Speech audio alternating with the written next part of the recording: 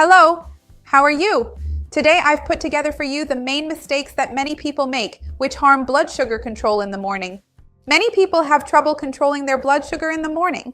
This difficulty ends up persisting throughout the day. When people realize it, what started off bad in the morning stays bad all day long, and they go through the whole day without being able to get good glucose control. And several days in a row like this, weeks, months, years, this leads to accumulating several serious health problems. It's important to know how to improve this. Stick around until the end because you won't want to miss this. Before we start, I want to ask you if you live with diabetes, pre-diabetes, or if you're just starting to worry about this for your health. We know that keeping your blood sugar level stable is important for our health, so I'd love to see your comment. Remember to like the video, that's super important for me here, and for the channel too.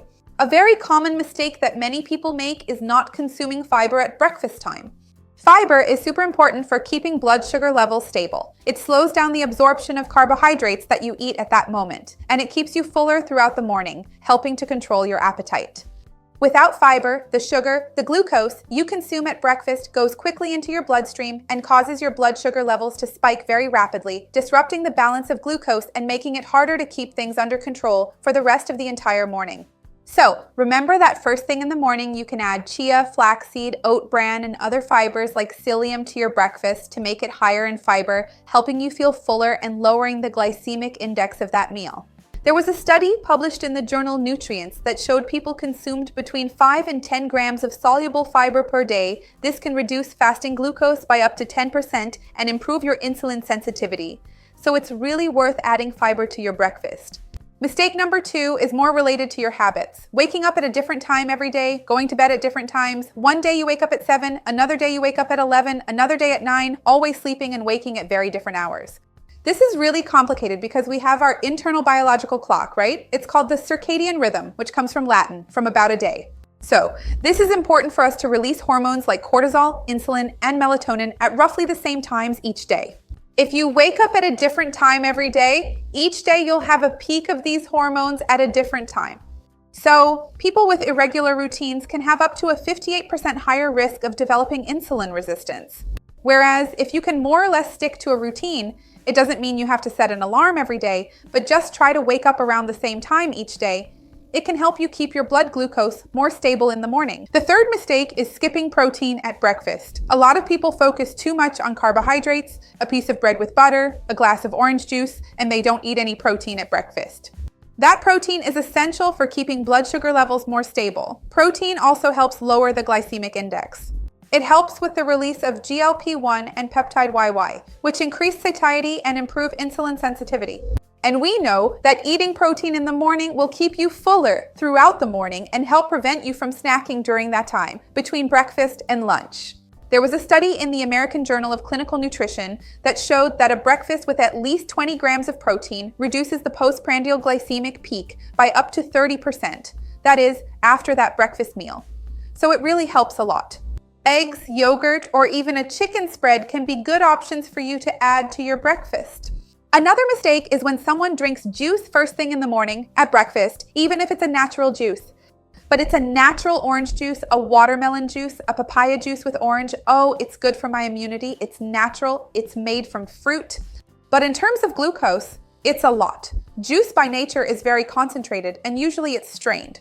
And usually, for example, for a glass of orange juice, you don't use just one orange. You use 4 oranges, 5 oranges, depending on the orange, on its size, right? And not to mention that many times people strain it, and it ends up that the concentration of carbohydrates is extremely high. So people who drink fruit juice daily may have up to a 21% higher risk of developing type 2 diabetes. Some people say, oh, breakfast is a time when I like to eat fruit. It's one of the few times I have to eat that good fruit that's good for my gut. Okay, but choose a portion of fruit and add some fiber or protein to it.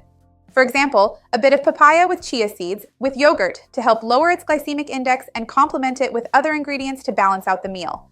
Another mistake is related to what you kind of did the night before, which is sleeping too little or sleeping poorly. That affects your morning the next day, right? The less you sleep or the worse your sleep quality, the higher your cortisol spike will be in the morning. This fragmentation of your sleep keeps you from lowering the activation of the sympathetic nervous system. So you keep secreting cortisol, you have trouble getting into restorative sleep, and you leave your body in a state of alert, of stress, which raises your blood sugar. So ideally, you should sleep at least 7 to 8 hours of good quality sleep each day. Remember that I have an entire playlist with tips on how to sleep better, how to practice good sleep hygiene before bed so that your sleep is truly restorative. I'll leave that down below in the description for you. Another mistake is not hydrating yourself when you wake up. We already know that a person who doesn't stay hydrated has a higher risk of elevated glucose because it becomes more concentrated. The body releases vasopressin, which is a hormone that increases the release of glucose by the liver. So, people who drink less than 4 cups of water per day have higher fasting glucose levels. This has been scientifically proven.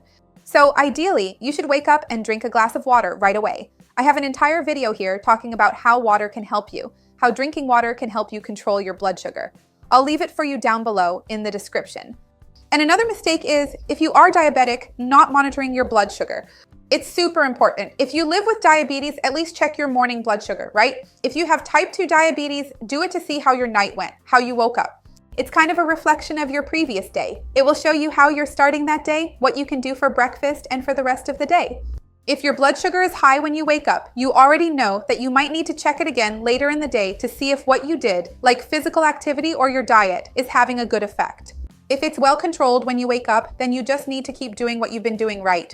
Now, if you never check your blood sugar, only when you go to the doctor every 6 months, you end up spending a lot of time in the dark. This is also harmful to your health.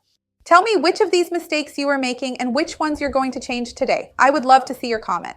Remember to like the video, it really helps me out, and share it with anyone who would enjoy it or needs it. Let's work together to expand this chain of good. That's what I want here with the channel. See you next time. Bye.